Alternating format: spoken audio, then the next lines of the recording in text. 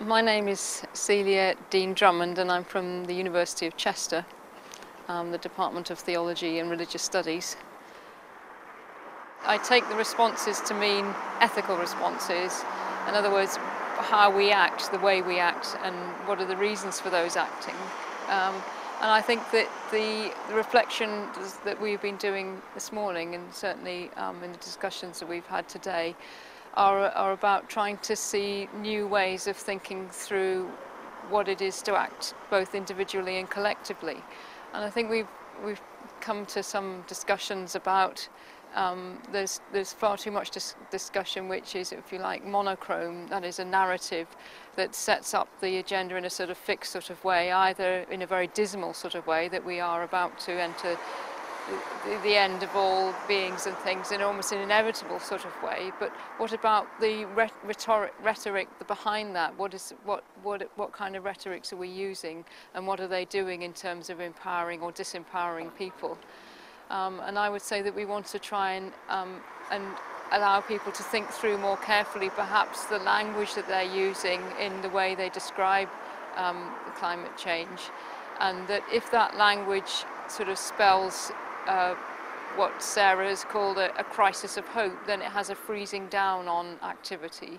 But if that language can be opened up so that it's more the language of drama and the language of uncertainty, perhaps the language of surprise, the language of actors and others coming together in a different sort of way, then we have far more sense of contingency, a much greater sense that we are all active players working together in one way or another. And that the individual is important in that we can't, if you like, escape from our sense of responsibility by believing that we're in this narrative that's sort of taken over our lives in one way or another.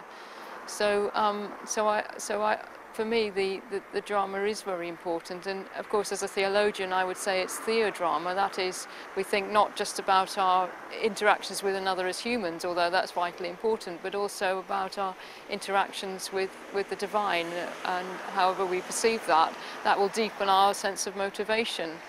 And for the theodrama, certainly for many religious traditions, even contemplating the end of the human isn't the final end, because there is always this eschatological hope. There's a sense of what we call the comic alongside the tragic.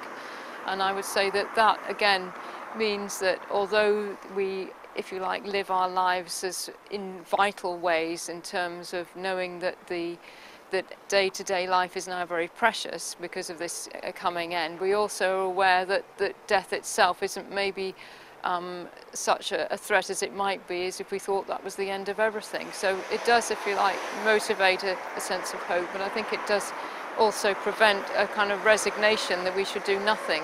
Rather we should be responsible and live our lives in ways which express, as it were, our parts in the play, that we are actors together. We're maybe not quite sure what the script is, but we will improvise and work as a community.